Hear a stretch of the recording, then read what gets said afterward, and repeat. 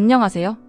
기업회생 파산 전문 권영민 변호사가 과징금과 법인회생에 관하여 작성한 내용을 소개해드리겠습니다.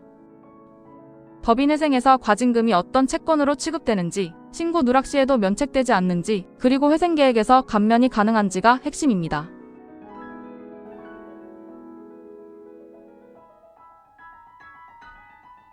먼저 벌금, 과료, 형사소송 비용, 추징금, 과태료 채권에 대하여 살펴봅니다.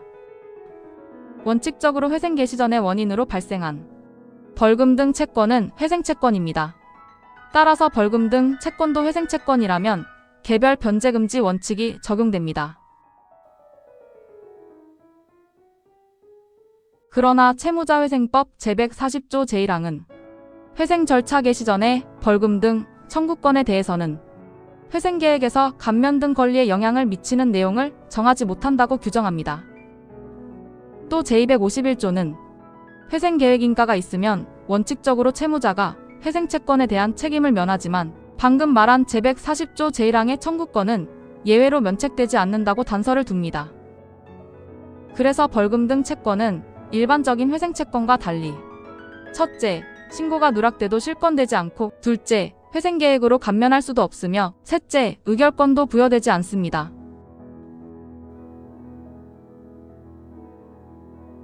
문제는 과징금도 같은 취급을 받느냐는 것입니다.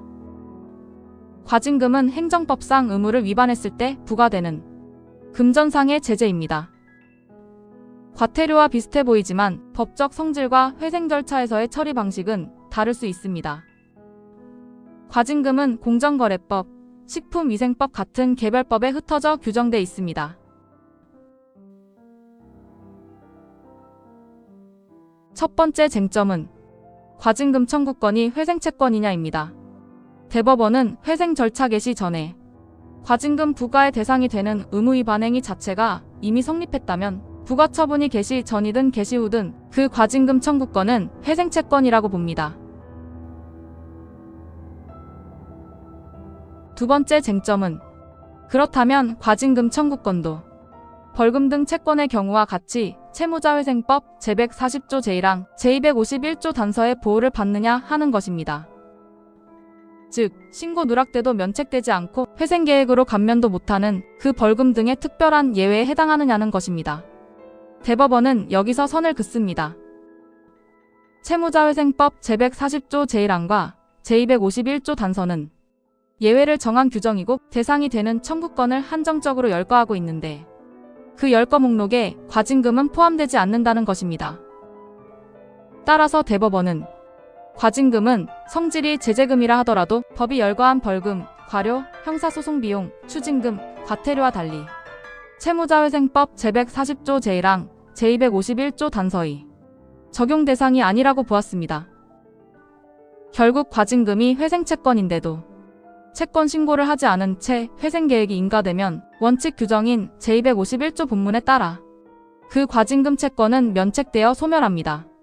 따라서 인가결정 이후에 행정청이 과징금을 부과했다면 이미 부과권이 소멸한 뒤에 처분이어서 위법한 처분이 됩니다. 마지막으로 세 번째 쟁점입니다. 개별법에 보면 과징금은 자주 국세 체납 처분의 예, 즉 국세 징수 방식으로 징수할 수 있다고 규정됩니다.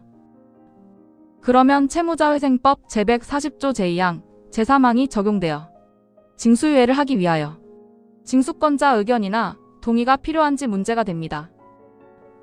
그런데 제140조 제2항과 제3항은 국세 징수의 예라고 해서 무조건 적용되는 게 아닙니다. 핵심은 그 청구권이 일반 회생채권보다 우선하는 징수순위를 가지는지입니다. 대체로 과징금은 국세 징수 절차를 빌릴 뿐 우선 징수권까지 부여되는 경우는 많지 않습니다. 그래서 보통은 제140조 제2항과 제3항의 제한이 과징금에 그대로 적용된다고 보기 어렵습니다.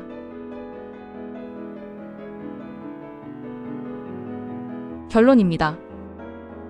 과징금 청구권은 보통 일반 회생채권처럼 취급됩니다. 그래서 신고를 누락하면 실권될 수 있고 회생계획으로 감면이나 장기 변제유예도 일반적으로 가능합니다.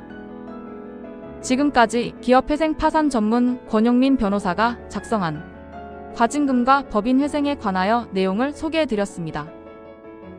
좋은 하루 보내세요.